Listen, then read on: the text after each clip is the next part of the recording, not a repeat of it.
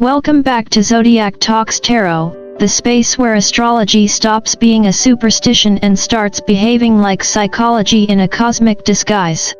I'm your longtime researcher, the kind of person who's spent too many late nights connecting planetary cycles to human habits, and still wakes up amazed at how the same stars can make one person reckless and another poetic. Today, we're talking about Aries, the eternal pioneer, the spark that keeps the fire lit even when everyone else has gone home. And before we dive in, take a breath. Not the kind you take before hitting send on a questionable text, but the kind that lowers your shoulders and tells your nervous system, relax, the universe isn't mad at me. What's unfolding isn't punishment, it's an invitation to play life's game with sharper strategy and better shoes. I've spent decades studying how people stumble, rebuild, and rise again, and I've noticed something curious: the planets never force you to do anything. They just whisper at the right time. And when a soul like yours, Aries, shows up right when the energy peaks, that's not luck. That's timing with attitude. You've got the rare ability to act while everyone else is still overthinking, to leap while others are tying their shoes. But lately, the cosmos seems to be steering you toward a different kind of mastery: less sprinting, more alignment. It's as if life has stopped yelling, "Run faster," and started whispering, "Breathe better." If I had to summarize your current astrological headline, it would be this: you're trading adrenaline for alignment. I've watched countless Aries live on instinct, and honestly, it's a beautiful disaster. You navigate by gut feeling, fueled by caffeine and conviction, and somehow still land on your feet. But even the best sprinters need pacing, or every race ends in burnout and bandages. That little flutter in your chest lately? That's not fear, it's altitude change. You're climbing to a new vibration, one where control gives way to clarity. This year, the year of triumph 2025, isn't about chasing trophies or proving you're right. It's about learning to win without abandoning yourself. And that's no small task for a sign that treats self-discovery like a competitive sport. The chosen ones this year aren't the loudest in the room, they're the ones who can stand still when the wind picks up, who can trust that action without awareness is just chaos with better branding. So today's message, Aries, is a mix of philosophy, psychology, and cosmic humor. You're not being punished for your passion, you're being refined by it. You're moving from fire that burns to fire that warms, from impulse to intention. You're learning to listen as fiercely as you fight. And if that sounds too calm for your taste, don't worry, the universe knows you need a little chaos to stay entertained. Just remember, this time, it's not about lighting fires everywhere you go. It's about becoming the flame that others gather around when they've lost their spark. When an Aries begins to evolve, it doesn't start with fireworks or revelations, it begins with a subtle, almost unsettling calm. It's the kind of stillness that makes you look over your shoulder and think, wait, why am I not reacting? That's the softening that feels suspicious. You've spent years equating intensity with progress, control with safety, and silence with danger. Now, all of a sudden, your soul is turning the volume down, and you don't quite know what to do with the quiet. You wonder if you're losing your edge, but what's really happening is much wiser than that.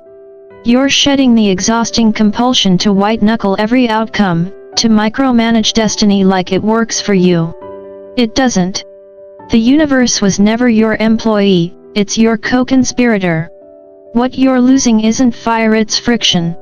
It's the habit of mistaking tension for purpose. And that's what makes this stage of your life so profound. You're learning the art of surrender, not as weakness, but as a more intelligent kind of strength. In Buddhist psychology, there's a phrase that could have been written for Aries: cause and effect is gardening, not courtroom sentencing. Translation: the cosmos isn't punishing or rewarding you, it's simply responding. You plant seeds, you water them, you wait. What grows depends on care, not control. But you, dear Aries, have a history of uprooting your strawberries every 2 days just to check progress. You call it productivity. The universe calls it impatience. There's something both charming and tragic about watching an Aries try to outpace the seasons. You can't rush the ripening process of wisdom. The truth is, that quiet inner voice you've been trying to ignore - quit proving, start tending has never once steered you wrong. It's the undefeated champion of your evolution. It's the one voice that doesn't shout, doesn't bargain, doesn't overcompensate. It just knows. And it's asking you to trust it, even when your adrenaline misses the chaos of control. Now, on to relationships, because no Aries lesson is complete without at least one emotional subplot. You're not being asked to fix anyone's life. I know, that sentence alone might trigger your hero reflex. Aries love saving people the way toddlers love shiny objects, instinctively and with great enthusiasm. But there's a difference between helping and hijacking. You're not being called to be the rescuer this time, you're being asked to be the anchor. An anchor doesn't fight the storm. It doesn't yell at the waves or try to hold up the boat with sheer determination. It just stays grounded, steady, and patient, trusting that its presence alone is enough to keep things from drifting away. Someone close to you, maybe a child, maybe a younger soul, maybe even that unhealed version of yourself that still believes love must be earned, is watching how you handle this. They don't need your pep talks or your 10-point plan to fix their chaos. They need your presence. They need your warmth. The most healing sentence in English is astonishingly simple: I'm here, and I'm not rushing you. Try saying that to someone who's unraveling. Then, say it to yourself the next time you're spiraling. You'll be surprised how many problems stop needing solutions once they've been met with patience. And speaking of patience, let's talk about energy hygiene. I don't mean that in a woo-woo way, I mean it like spring cleaning for the nervous system. Reset your environment this week. Open the windows. Let new air into the room, literally and metaphorically. Get rid of things that drag your spirit down: broken objects, killed souvenirs, half-finished projects that glare at you from the corner like emotional clutter. Light a candle if you want to mark the reset. Put a glass of water somewhere visible as a small declaration that clarity still lives here. You'd be amazed at how something so mundane can lift the heaviness off your chest. Even the most skeptical Aries ends up admitting, okay, fine, that actually helped. It's not magic, it's mindfulness disguised as housekeeping. Finally, a word about your greatest weapon and your greatest liability: your words. Aries language burns hot. Every sentence you utter carries voltage. Spoken with awareness, your words summon momentum and open doors. Spoken from frustration, they scorch the ground they're meant to build on. You can start a movement or a meltdown with the same syllables. It all depends on timing and tone. So before you launch verbal fireworks, take half a breath and aim your fire wisely. You're not here to silence yourself, you're here to refine your delivery. Keep the spice, just don't pour the entire jar. Humor helps, too. Laughing at yourself isn't self-betrayal, it's emotional aikido. It breaks tension without breaking connection. So yes, Aries, this is your season of suspicious softness, of learning to pause without guilt and speak without wounding. It's the grown-up version of your fire, less about proving, more about glowing. You're discovering that the strongest presence in the room is often the quietest one, that peace is not passivity, and that real power doesn't need to shout. It just breathes, observes, and moves with intention. And maybe that's the ultimate irony: the moment you stop trying to control everything, everything starts to fall beautifully into place. When your intuition begins to spike, it doesn't send you a polite calendar invite. It kicks down the door of logic, rearranges your priorities, and whispers inconvenient truths in the middle of your perfectly planned Tuesday. This is the part where most Aries reach for a spreadsheet, as if bullet points could tame a revelation. But intuition doesn't do Excel. It speaks in metaphor, timing, and gut punches. Dreams that feel too vivid to dismiss, songs that play on repeat until you finally get the message, numbers like 111 flashing on every clock as if the universe has decided to develop a sense of humor. These aren't glitches. They're signals. I've seen it time and time again in my research and in real human experience. When repetition shows up, attention is the price of admission. The universe keeps knocking until you stop pretending it's just the wind. And Aries, being ruled by Mars, tends to sprint past the knocking door, too busy conquering the next challenge to realize someone's been trying to hand them a key. If the same phrase keeps showing up on billboards, in conversations, in the stray lyrics you can't escape, don't roll your eyes. Write it down. Think of it as cosmic shorthand, a personalized memo from whatever intelligence runs this grand, messy show. The universe doesn't waste ink. When patterns repeat, they're pointing toward realignment, not superstition. And here's where the humor of it all lies. Your intuition isn't trying to outsmart your intellect, it's trying to partner with it. But you, dear Aries, with your quicksilver mind and restless drive, often treat intuitive insight like unsolicited advice from a relative. You nod, smile, and ignore it until it proves itself right. And speaking of relatives, let's address the deeper layer, the family storylines you've been quietly rewriting. You're not clearing karma because you were assigned the family broom.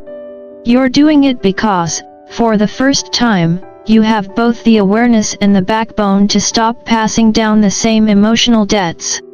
Maybe that means finally apologizing without defending yourself, setting a boundary without guilt, or refusing to be drafted into the generational drama of who's right and who's owed. I've worked with people who spend half their lives reacting like unpaid actors in their parents' unfinished play. You, Aries, are learning to walk off that stage entirely. That's real rebellion, not slamming the door, but choosing peace over performance. Every time you shift from reaction to conscious response, you recalibrate the entire emotional climate of your world. The kids watching you, the friends absorbing your energy, the co-workers who never had a model of calm, they all notice. The future notices. Now, when you start breaking these old patterns, something interesting happens. Certain people begin to drift away. And this, understandably, freaks most Aries out. You're the sign of movement, of initiation, of starting fires and lighting rooms. When someone exits quietly, your first instinct is to chase them down and ask for a Yelp review of your soul. Don't. The fading of certain relationships isn't rejection, it's resonance doing its natural housekeeping. The people who stay on your frequency remain, the ones who can't, fall away. You're not being abandoned. You're upgrading. And, just to put it plainly, when you stop running on guilt and people-pleasing, anyone who depended on that fuel suddenly finds their tank empty. They might grumble. They might ghost. Either way, your job isn't to refill them, it's to keep your own engine clean. This is one of life's subtler paradoxes. The more authentic you become, the smaller your social circle might get, but it also becomes exponentially truer. Quality replaces quantity. Connection replaces performance. You stop mistaking constant company for real companionship. When that happens, the air gets clearer, the conversations get deeper, and you realize solitude isn't loneliness, it's emotional homeostasis.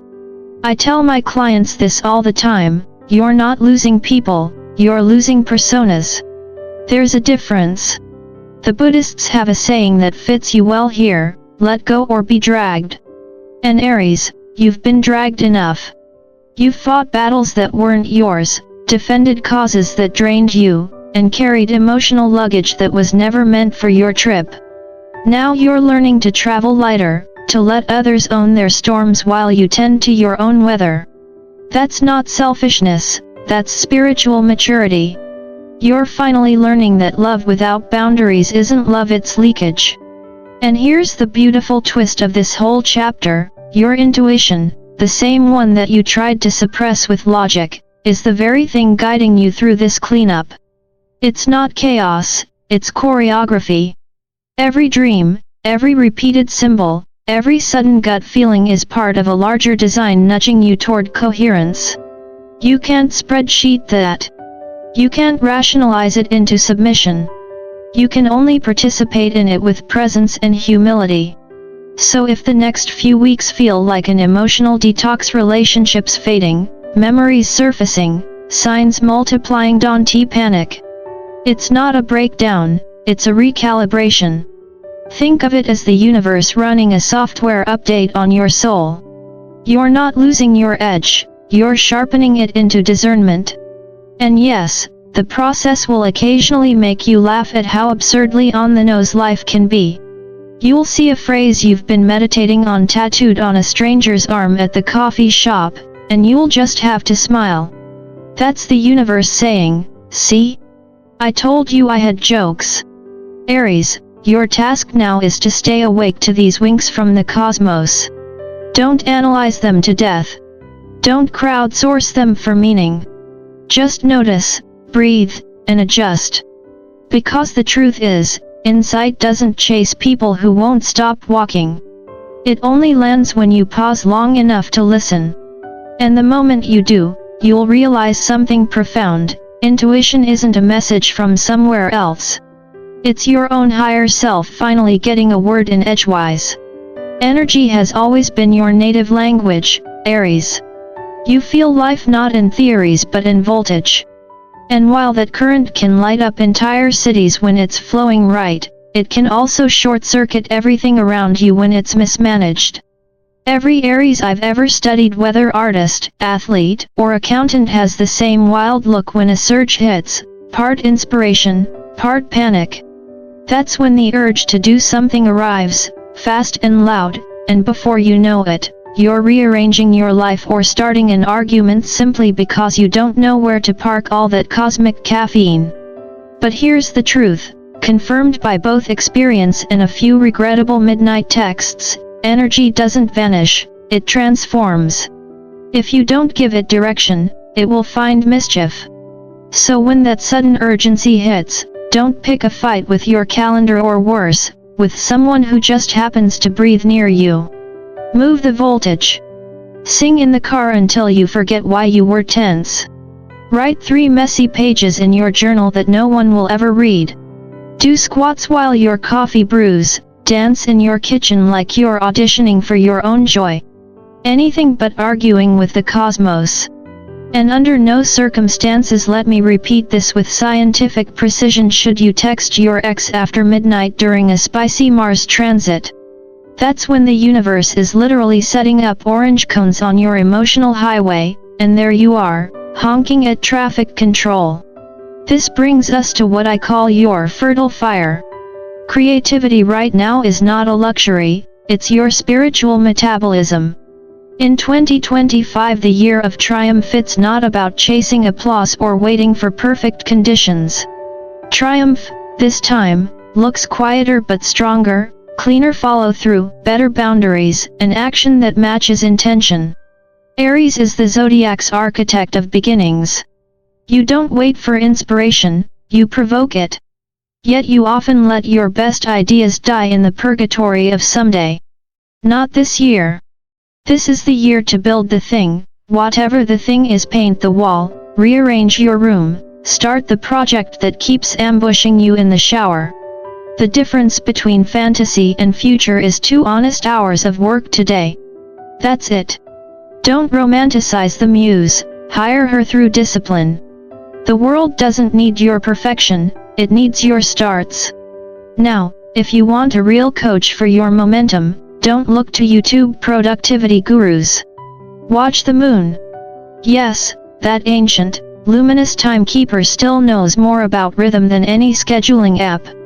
When she's waxing, meaning she's growing in light, push forward, pitch, post, apply, create. When she's waning, winding down, do the opposite, clear, forgive, unsubscribe, log off early.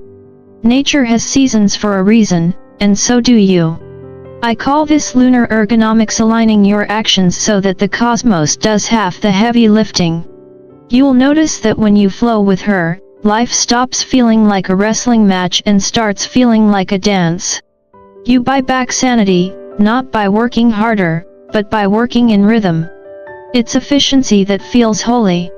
Now, let's talk about faith, a word that makes most intelligent Aries twitch.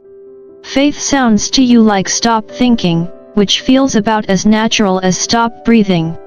But faith, when properly understood, isn't anti-intellectual. It's anti-anxiety. It doesn't ask you to abandon logic, it invites you to stop interrogating the river while you're standing in it.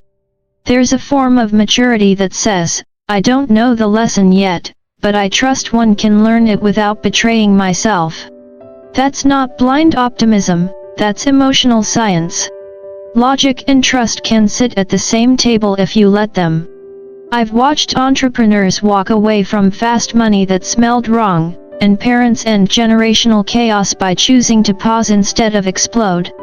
That's faith in action, not the loud leap, but the quiet yes that no one claps for until years later. And as you begin to live with that kind of faith, something peculiar starts happening. Time itself begins to misbehave. Hours stretch like taffy or vanish in seconds. You start to feel that strange elasticity of reality that happens when you're in sync with your true pace, not the internet's. This is not burnout, it's recalibration. Don't medicate the silence with noise or fill the gap with distraction. When the world goes still, you're not failing productivity, you're succeeding at listening. Sit by a window and do nothing, yes, nothing long enough for the mind to unclench. You'll be shocked how many good ideas have been knocking, waiting for you to stop sprinting past the door. And finally, remember that nature is not your backdrop, it's your charger. You don't need to post it or hashtag it to make it count. Take off your shoes and feel the grass. Press your palm to a tree like you're plugging into a wiser power source. Look at the night sky not to demand answers but to remember that you live inside a mystery that actually likes you. You don't need to climb a mountain to meet the divine, just walk slowly enough to feel your own heartbeat sync with the earth's. That's the true spiritual practice, the one even Buddha would call efficient. So here's the summary, Aries, your energy is not the problem, your pacing is. When you stop mistaking movement for meaning, urgency for importance, and noise for vitality, life starts to click into harmony. You are fire learning to flow like water. You are drive learning to dance with timing. And if you can master that balance of moving without manic force and resting without guilt, you'll realize the great cosmic joke, that everything you've been chasing has been jogging beside you, waiting for you to slow down enough to notice. There's a reason why every Aries eventually becomes a lighthouse for others. You have that unmistakable glow, steady enough to guide, wild enough to inspire. People are drawn to your flame the way sailors are drawn to the shore, hoping your light can help them find their bearings. But here's the paradox, when you spend too much time lighting the path for everyone else, you risk running out of electricity yourself. The human version of a power outage isn't pretty, it looks like resentment, exhaustion, and an emotional Wi-Fi signal that keeps dropping. This season, the lesson isn't about dimming your light, it's about protecting your current. Before you dive into another heavy talk or take on someone's existential drama, take a moment to visualize your boundaries. Imagine a clean circle of energy around you, not a wall, but a filter. You're not blocking love, you're preventing empathy from turning into absorption. Compassion without boundaries is like tea without a cup, it just spills everywhere. Remember, you didn't come to this planet to be a sponge. You came to be a flame, one that warms without burning, one that illuminates without consuming itself. People can heal by your fire, yes, but you get to choose which logs you throw in. Choose wisely, because your energy is sacred currency. Spend it where it returns in kind. Now, once you've got your boundaries tuned, let's talk about gratitude, not the Instagram version plastered over sunsets and yoga poses, but the gritty, unfiltered kind that actually changes your brain chemistry. Real gratitude isn't a slogan, it's a shift in perception. It's saying, "I'm grateful I said no" without writing a 5-paragraph essay. It's noticing that moment when you caught your irritation before it turned into a sarcastic comment, and thinking, that was growth. It's finding yourself laughing during a hard hour and realizing that humor, in its quiet rebellion, is proof that life hasn't beaten the light out of you. When gratitude is specific, it stops being sentimental and starts being psychological alchemy. It rewires your focus from what's missing to what's real. And where attention goes, behavior follows. Where behavior follows, destiny opens. Gratitude is not a mood, it's a mental gym membership for resilience. Practice daily. No membership card required. Forgiveness, too, gets a bad reputation as something soft or naive, but let's correct that. Clean forgiveness is not letting people back in to redecorate your peace. It's refusing to replay the same mental reruns that keep you emotionally parked in yesterday. Forgiveness doesn't mean come back into my life. It means I'm done living in the courtroom of my mind. Once you stop litigating the past, oxygen floods back in. And on the far side of that oxygen? Choice. The ability to decide what's next without dragging a ghost behind you. The most liberating thing you'll do this season is stop clutching the past so tightly that your hands are too full for what's meant for today. There's nothing enlightened about holding grudges, it's like carrying fire hoping the other person gets burned. Set it down. Watch the air clear. Now, when all that introspection gets too heavy, and it will, let sound and motion be your therapy. Music is one of the oldest medicines on earth, predating language, and certainly more honest. There's actual neuroscience behind it, but more importantly, there's proof in how it feels. If a sad song wrings the water from your chest, let it. That's not weakness, that's emotional detox. If a drumbeat wakes something primal in you and makes you want to move, honor it. Dance in your kitchen at 9 p.m. like the floor is forgiving your week. There's nothing performative about shaking off static energy, it's just how the human spirit recalibrates. The Buddhists say that emotion is energy in motion. So when you're stuck, don't overthink, move your body and let the stuckness dissolve itself. Nobody needs to see it. The performance is for your nervous system, not your social media. And finally, let's address the quality that gets Aries in and out of the most trouble, charisma. You've got it in spades. You can sell an idea, charm a crowd, and make even cynics believe in possibility. But here's the survival code that's saved more Aries than therapy ever could: discernment first, charisma second. Not everything shiny is nervous system safe.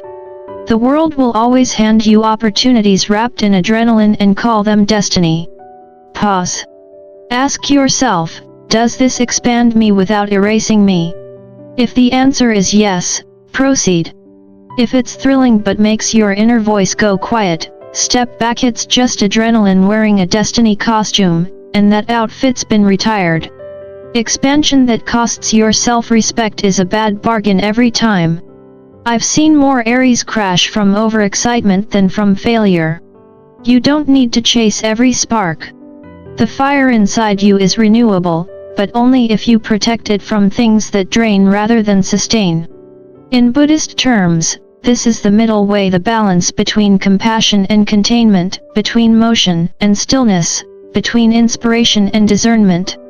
You're learning that wisdom doesn't always roar, sometimes it whispers. That's enough for today. You're discovering that boundaries don't cage love, they preserve it. You're realizing that gratitude isn't about pretending everything's fine, it's about noticing the few things that truly are. And you're remembering that forgiveness isn't an act of sainthood, it's an act of practicality. Carrying resentment is exhausting, and frankly, you've got better things to do. So here's the humor of it all, Aries. the very traits that once got you into trouble, your energy, your charm, your impulsive generosity are the same traits that can now become your greatest strengths when used with wisdom. You're not here to dim your light, you're here to make it sustainable. You're not here to rescue the world, you're here to inspire it without losing yourself. And perhaps the greatest cosmic irony is this: the moment you stop trying to be everything for everyone, you become exactly what the right people need. That's the Lighthouse Protocol in its purest form: bright, steady, and self-powered. The world doesn't need you to burn out. It needs you to burn true. There comes a season in every Aries life when the noise of the world no longer excites, it exhausts. You start craving solitude, not as an escape, but as evolution's quiet workshop. This isn't isolation, it's incubation. You're not disappearing from life, you're deepening your connection to it. The silence you're seeking is not a punishment or a sign of withdrawal, it's the universe giving you a private room to grow new roots. Quiet is not an insult to your social life, it's a love letter to your future. When you choose stillness, the right people won't interpret it as distance, they'll understand it as devotion to your depth. People who truly know your worth will never fear your silence. And if someone dares to call your self-care selfishness, don't take it as criticism, take it as data. It tells you exactly who benefits from your exhaustion. In a world that worships noise and busyness, choosing solitude is the ultimate rebellion. You're not ghosting others, you're honoring yourself. And while you're in this sacred stillness, there's one source of truth you can always rely on: your body. Before you rush into any decision, pause long enough to listen to the wisdom beneath your ribs. If your chest expands when you think of an idea, that's a yes. If it tightens or collapses, that's a no. Your diaphragm doesn't lie. You don't need an oracle deck, a guru, or a 12-step manifestation course. You already carry the most accurate compass inside you, it's called awareness. The difference between spiritual illusion and spiritual intelligence is this: the first searches for signs outside, the second recognizes that the body is the temple where truth rings first. The next time your intuition whispers and your rational mind interrupts with a spreadsheet, remember that science agrees with Buddhism on one point: the body always speaks before the brain does. Now, about that opportunity you think you're too busy to notice, it won't arrive with confetti. It will come dressed in inconvenience, disguised as interruption. You'll probably sigh when it first appears. That's how destiny works, it prefers plain clothes. The breakthrough that changes your life rarely looks like the one you rehearsed.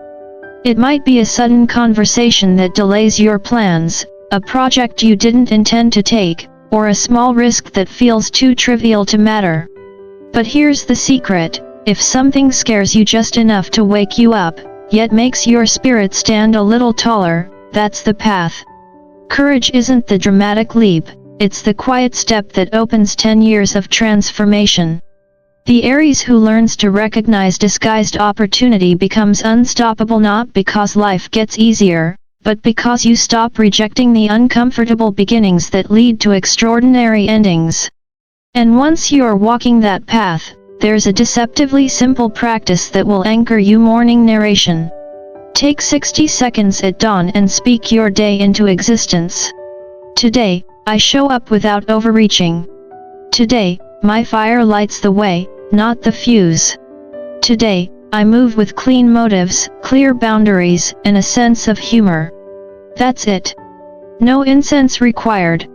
The act of narrating your intention isn't about manifesting, it's about remembering. You're setting your internal thermostat before the world tries to freeze or overheat you. And if by noon you've already gone off script, snapped at someone, doubted yourself, overcommitted, don't declare failure. Reset at 12:01. Evolution isn't about perfection, it's about returning to alignment faster each time. That's spiritual maturity: less drama, more recovery speed. And speaking of maturity, it's time to talk about worthiness. You're not here to earn it. You're here to remember it. You already came equipped with it. Growing up spiritually is realizing that worth isn't awarded by applause, approval, or achievement. It's innate. You stop hustling for a seat at a table you built. You stop auditioning for rooms that don't even deserve your light. You stop proving and start choosing. And that's the true training of this season, to choose the road that doesn't make you betray yourself, even if it's slower, even if it's lonelier, even if the crowd chants for spectacle. The real chosen ones aren't selected by divine lottery, they're self-chosen through integrity. They say no to glittering shortcuts and yes to paths that let them sleep well at night. Now, for the record, Aries medicine always requires humor. The universe already takes itself too seriously, and we don't need another philosopher without a punchline. So here's a personal rule that's saved many Aries from tragic comedy: never make life-altering decisions while hangry, jet-lagged, or 3 espressos deep. Those are not emotions, those are chemical conspiracies.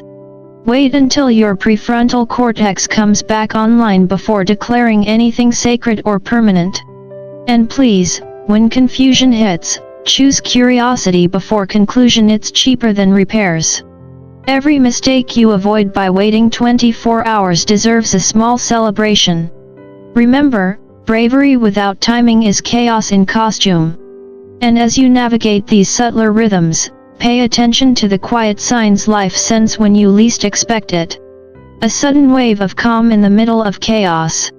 A dream that feels like a short film directed by your higher self. A random lyric that lands in your chest like a coded message. Those aren't coincidences, they're cosmic post-its, gentle affirmations that you're aligning. When that happens, say yes, not the dramatic yes of a motivational speech, but the grounded yes of someone who knows peace when they feel it. You're not building a show, you're building a life that fits from the inside out. And though it may not look impressive from the sidewalk, it will feel like oxygen in your lungs. That, Aries, is the real triumph, not the applause, not the achievement, but the alignment. To be able to wake up, breathe, laugh, and know that you're not chasing or proving anymore, that you're simply living truthfully, that's victory. The world measures success by visibility, but the soul measures it by coherence. And in the grand experiment of the year of triumph 2025, coherence is your compass. So go ahead, take your solitude, listen to your body, trust the small signs, and laugh at yourself when life gets absurd. You're not late. You're not lost, you're just in the middle of remembering how divine timing works. The silence you're sitting in right now? It's not emptiness. It's the sound of your next beginning rehearsing its first line. Welcome back to the living room of your own life, Aries, where ordinary moments become surprisingly sacred the second you give them structure. Start small and stubborn, crack a window each morning to swap yesterday's air for today's. Put your bare feet on actual ground once a day so your nervous system remembers it belongs to a planet and not just a phone. Say one clear no that protects your energy and one clear yes that advances your purpose. Then write 3 specific lines of gratitude. No poster quotes, just the real stuff, like I'm grateful I didn't argue with the group chat. I'm grateful the coffee was mercifully strong. I'm grateful I paused before replying. These micro habits compound faster than motivation ever will, because structure is what shows up when inspiration is late. And in the year of triumph 2025, we're building lives that run on quiet reliability, not dramatic rescue missions. And speaking of rescues, in love you're graduating from firefighter to gardener. Trading the quick adrenaline of fixing for the calmer mastery of staying. So ask better questions: what would support look like today? How can we both win? What boundary would make us safer? And watch how passion burns cleaner when you remove the pressure nozzle, because Aries love is naturally bright and generous, but longevity requires heat without haste, desire without domination, devotion paced like a strong heartbeat instead of a drum solo at 2 a.m. Professionally, measure everything by the Signal to noise ratio and put projects that multiply both your energy and your competence at the front of the line, while anything that pays well but taxes your soul must include the true cost of recovery in the price or be graciously refused, since 2025 rewards stewardship of life force over optics, and the glossier the bait the more likely it hides a hook. Your friendships will quietly reorganize around depth as you invite the people who laugh with you, challenge you kindly, and celebrate your no with the same enthusiasm they cheer your yes, and your homework here is to practice receiving without a ledger. Let someone carry the heavy box or the hard conversation, and notice how your famous independence becomes a superpower when paired with adult interdependence. Your body remains headquarters, so treat sleep like a sacred appointment instead of a negotiable errand, hydrate like you're paid by the leader, and move daily not to punish the body but to move emotion through it. Shake out your stress for 60 seconds, take long exhale heavy breaths, put a palm on your chest and a palm on your belly until your inner metronome slows and your fire warms instead of rages. When doubt walks in wearing muddy shoes, write a letter to the universe without editing, read it out loud, and let the sound of your own sincerity unlock the part of your brain that remembers how to hope.